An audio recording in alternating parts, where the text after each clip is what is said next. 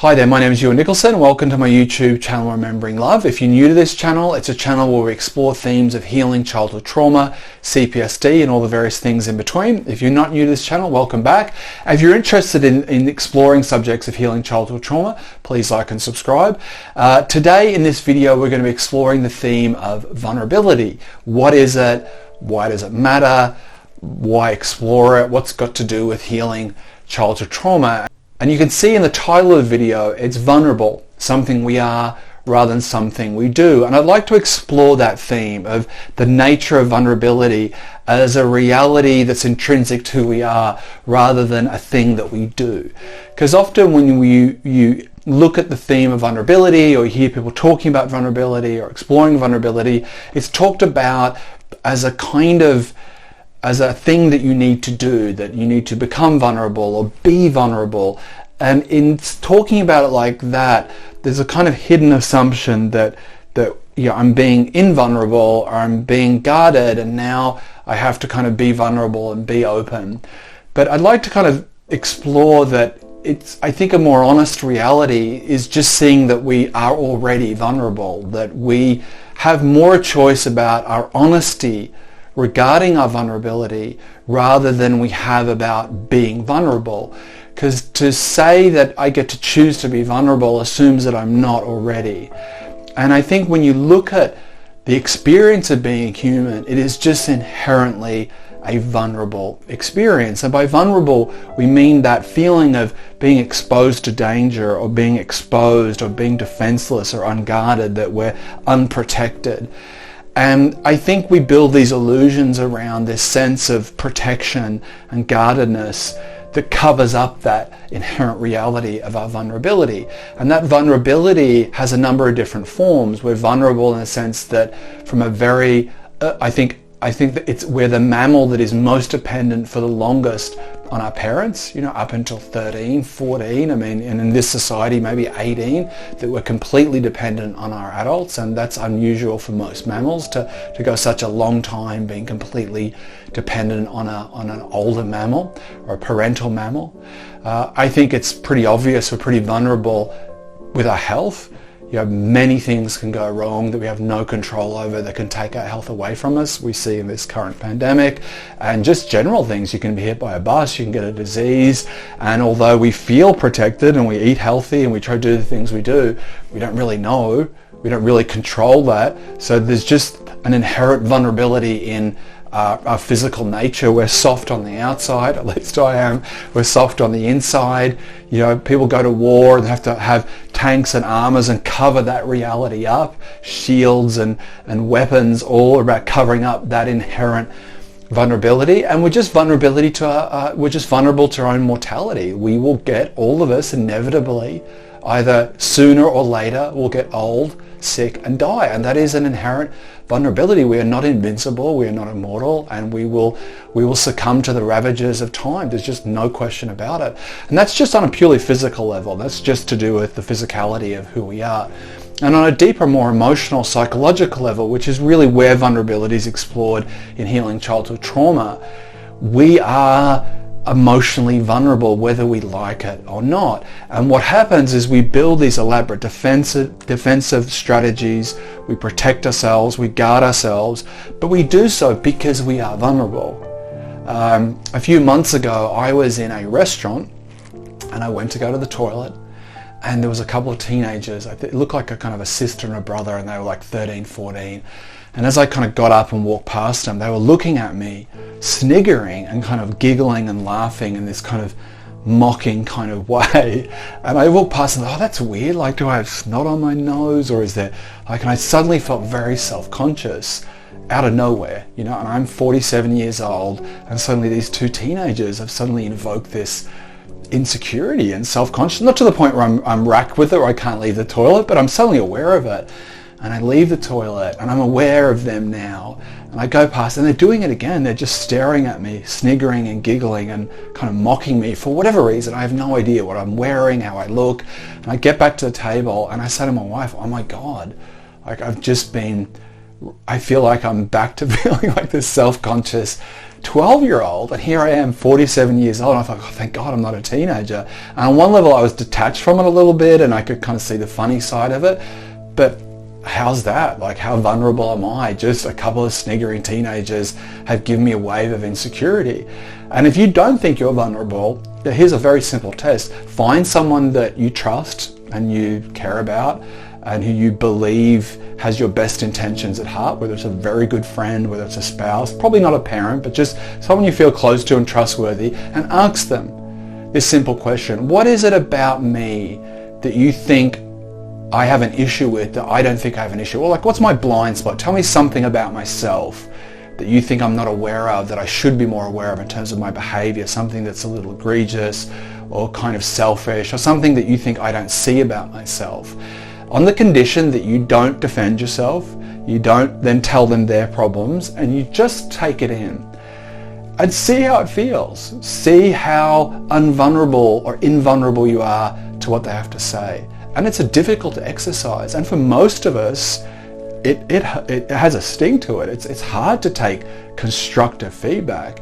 And you think about how you spend your time all day. I do it with my kids, and I'm constantly defending myself. I'm being told this, I'm being told that, but that's not true. And so much of my posture and so much of my interactions is me protecting this sense of self.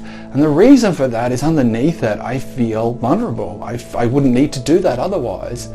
So what that really means is if we see that vulnerability is just an intrinsic aspect of our identity, it's part of our existence, that we are vulnerable. And what's required is just an honesty about that, an admission that that is just the reality, whether I like it or not, whether I'd like to be impervious to people's opinions, and above all that, I'm not. I'm easily wounded, I'm easily frightened, I'm easily made insecure, and I can cover it up, and I'm better at dealing with it than maybe I was when I was 13, but it's still there. It's still an inherent aspect of who I am and what ends up actually happening. So what does that mean in terms of our healing process when it comes to childhood trauma? And I think it just fits in with this understanding that in this healing journey, one of the things that I've discovered, and I keep discovering on deeper levels, is that the healing process is just this process of honesty. It's in a process of just really understanding ourselves rather than trying necessarily to change, transform, and fix ourselves. That there is this power of awareness, and there's a power of honesty, of just saying, here I am, that I feel pretty vulnerable. And obviously there are times where it's not appropriate to be honest about our vulnerability. There are times where we need to feel safe and we need to feel secure in that, and who we choose to be honest with and when we choose to be honest is, requires some skill and discernment. But it doesn't change the fact that that's the reality, that I am that. And for all I don't want to be that, because it hurts to be vulnerable, it feels like I'm not in control. It feels like I'm exposed in a way that I don't want to be. I want to kind of protect myself. I want to shield myself from that open heart, that sensitivity. But it's there nonetheless. And in this healing childhood trauma journey, this healing journey for all of us, there is this gradual process of just being honest about, well, here I am. Here I am. I'm this vulnerable, sensitive, tender, delicate human being that is trying to kind of navigate my way in this world with my issues, with my foibles and faults and my gifts and abilities. And it's tricky and it's hard, and it's a weird mix of trying to be honest but trying to work on myself. And one of those big breakthroughs for me is just to acknowledge that, yeah, I'm vulnerable, I'm sensitive, I'm not as hard as I think I would like to be. And I think particularly as a male in this society, our whole understanding of being tough and being strong and being hard has an element of trying to be invulnerable and sturdy and guarded and strong and steely. And just to acknowledge that, no, I'm a bit of a softie and I take things really personally and I'm quite sensitive, I'm a bit of a snowflake, it sort of goes against a certain kind of grain of cultural indoctrination on one level about what it is to be a man and what it is to be strong, and to pair vulnerability with weakness, to pair being sensitive with being, excuse my language, a pussy or a baby, I think is damaging and it's unhelpful, and it actually takes a lot of valor to acknowledge one's vulnerability. It's a lot of bravery, and we think about the people we admire and people who are really honest about their pain, people who come forward and say, look, this happened, victims of sexual abuse, or people that come out and acknowledge this happened and they really are honest about their vulnerability. We have an enormous amount of respect for those people, and it's just natural because you think, oh, that's tough to come out and say that and be honest and be vulnerable, and to be honest about one's vulnerability, it takes a lot of strength. So, I think for me, I'm just in that process of trying to be more honest about where I'm at rather than where I want to be.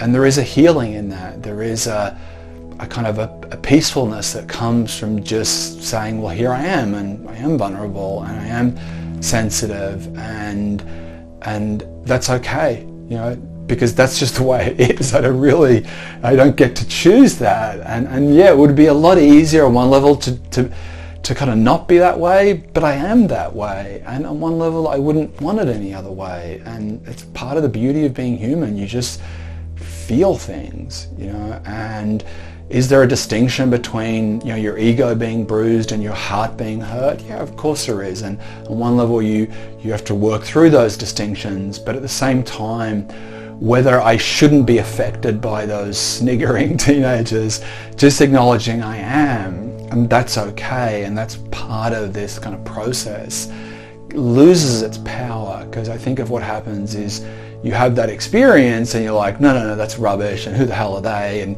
you kind of just distance yourself from that feeling. In a weird way, it kind of has more power. But to say, look, yeah, here I am, a 47-year-old being reduced into an insecure, self-conscious 12-year-old momentarily, and that's okay. Like, we're all human, we're all dealing with our things, and I can have more empathy for my own teenage daughters and their self-consciousness and insecurity, because suddenly I remember how bad it is at that age and how easy it is to feel insecure. And so, as we acknowledge our own vulnerability and honor that vulnerability that is there and are honest about that vulnerability, it gives us a better empathy for others, where we see both their vulnerability and we also see their defensiveness and their guardedness, and that there are all these people out there posturing and flexing and presenting this front of who they are and what they're about, and they're just frightened children, really, that have become adults that are just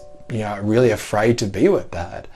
And the falseness that surrounds that, we can be empathetic in a weird way rather than judge them, because we have an understanding that we're all frightened underneath it all. We're all doing our best. We're all beautiful. We're all intelligent. We're all scared. We're all in this together, and we're all on the same journey, and we all share this vulnerability of our humanness. And I think the more we're accepting of it ourselves, the better we can be accepting of it in others. So look, I hope this has helped. Hope this has made sense. If you enjoyed this video, please like and subscribe. If you've got any insights or comments on your own experience of vulnerability and being honest with vulnerability, please put in the comments. I'd really appreciate that. And thank you for coming. Please take care and look after yourself. Bye-bye. The Hymn of the Earth. I wanted to be a hermit and only hear the hymns of the earth, and the laughter of the sky, and the sweet gossip of the creatures on my limbs, the forests. I wanted to be a hermit and not see another face look upon mine and tell me I was not all the beauty in this world. For so many faces do that. Cages.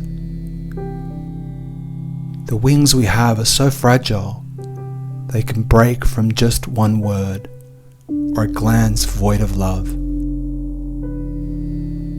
I wanted to live in that cloister of light silence because, is it not true?